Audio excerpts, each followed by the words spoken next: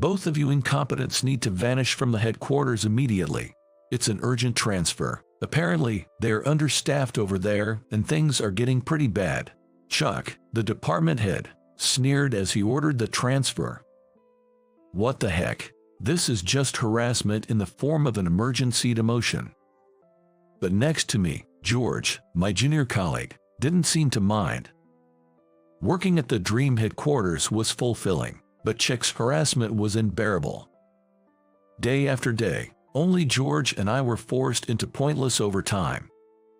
If we got along with any employees, he'd harass them too. Naturally, we ended up isolated within the company due to Chuck.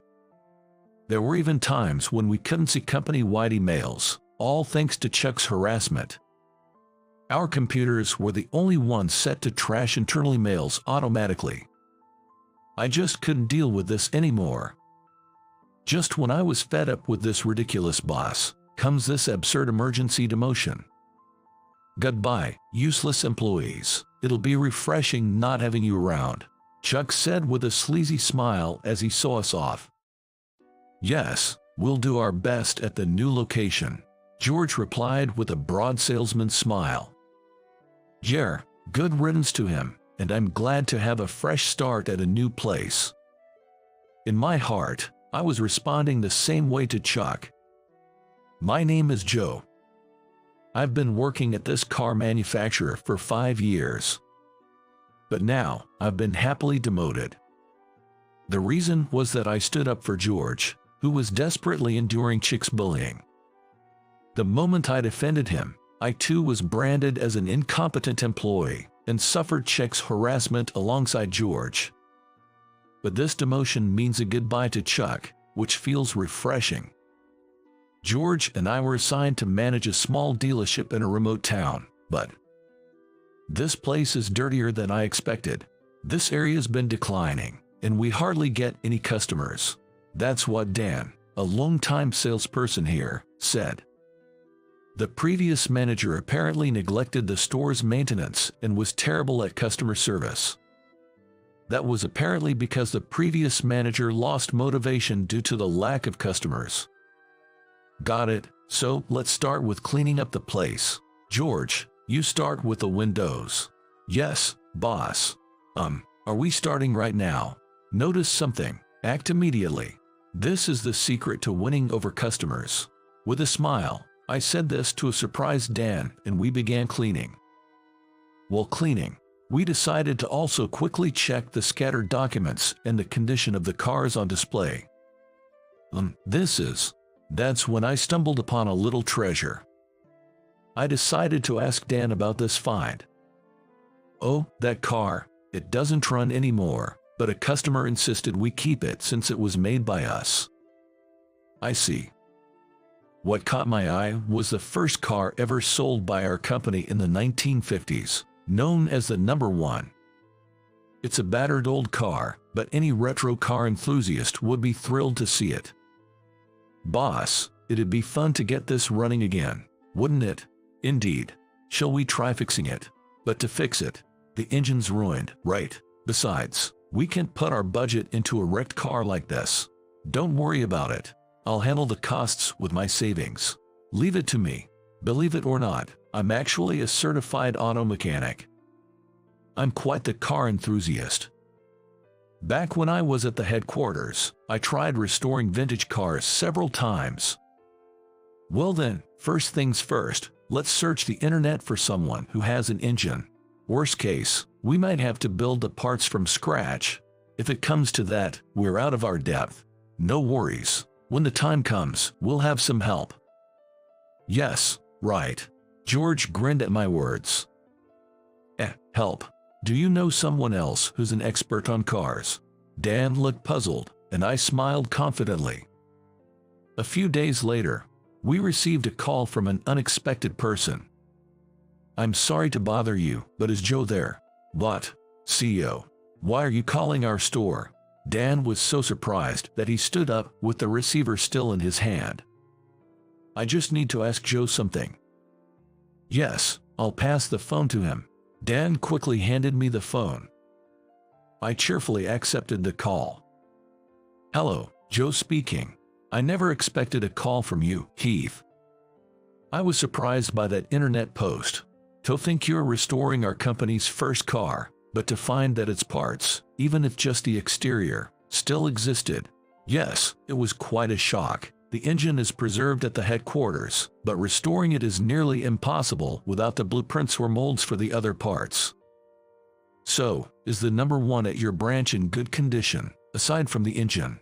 Quite a few parts are corroded, but if we remove the rust, we might just manage. Though, we'll have to estimate and restore the parts that are beyond repair. Understood. Then it's settled.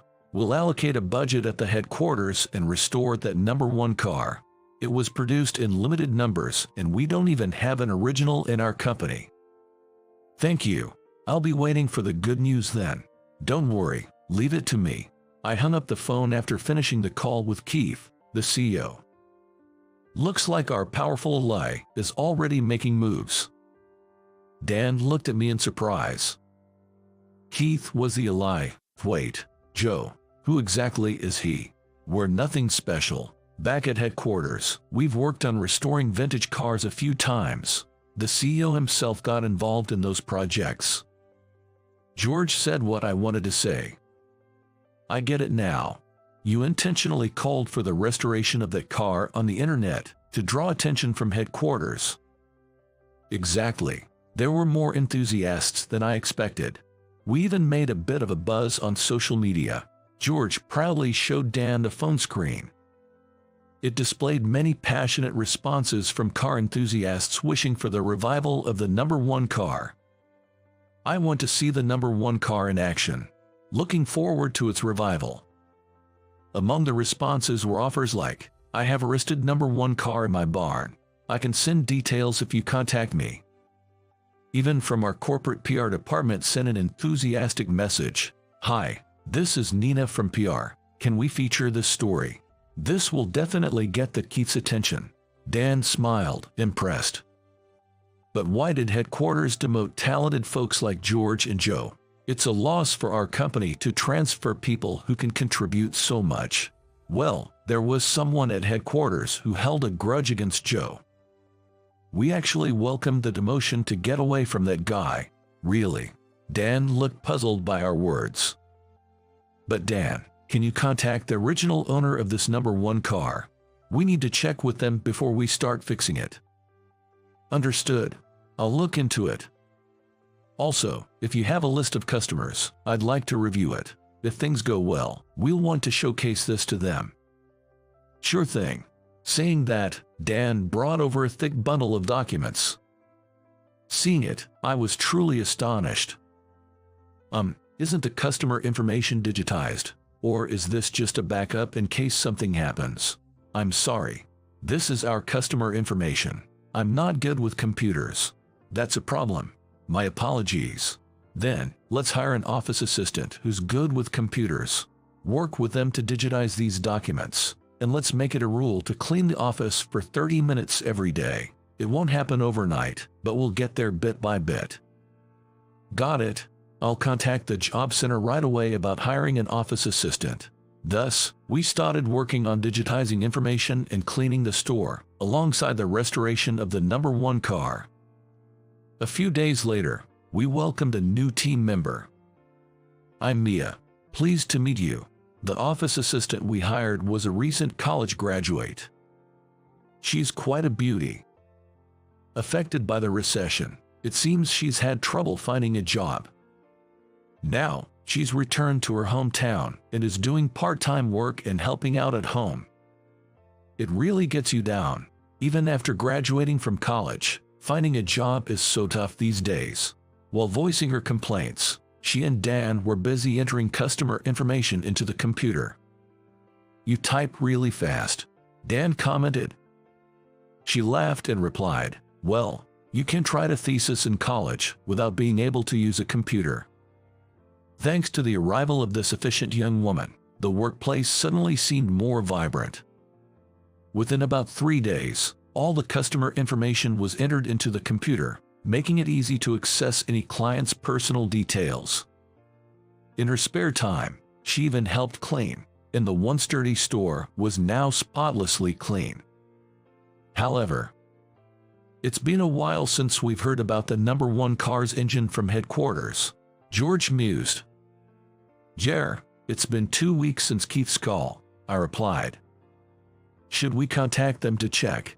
Jer, let's get in touch with Keith directly. Directly to the CEO. Mia stopped typing and looked up in surprise.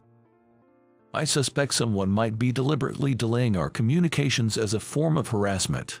There's a troublesome guy back at headquarters who seems to be trying to set us up. Our former department at headquarters was also responsible for managing and maintaining the car display area. All the items on display were under the management of the same department. Probably, that annoying Chuck was interfering, causing the delay in the engine's arrival.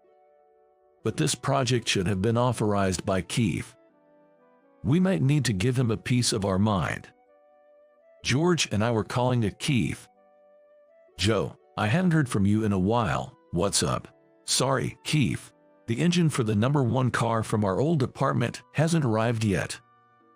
It might be quicker to inquire directly with the department than through me. Actually, we've been experiencing harassment in that department. What? I explained to Keith all the harassment we faced from Chuck in our department. I was under the impression that your transfer to the regional store was your own request to liven up the branch. We didn't want to cause any trouble, so we kept quiet about Chuck's harassment. But when he starts interfering with a project directly approved by you, that's a different story. We're not generous enough to tolerate someone who harms the company's interests just to harass others.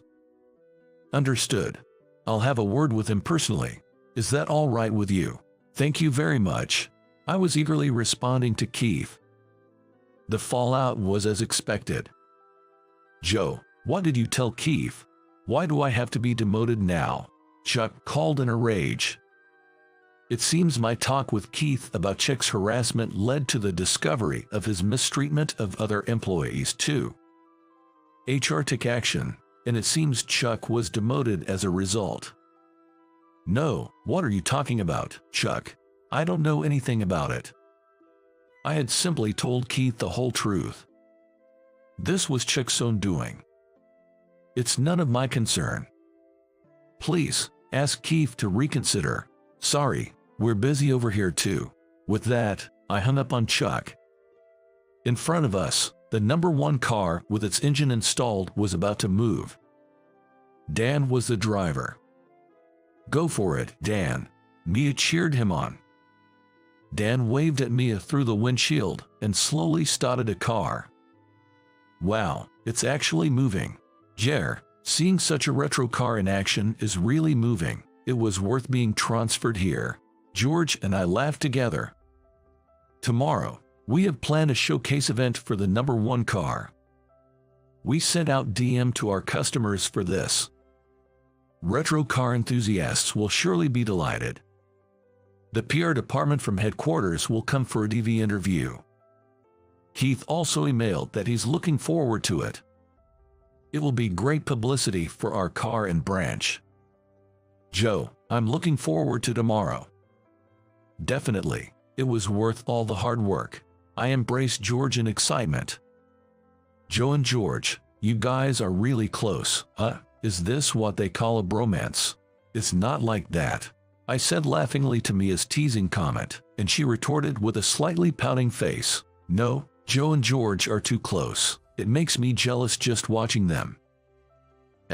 Oh, Joe is so oblivious. Really oblivious.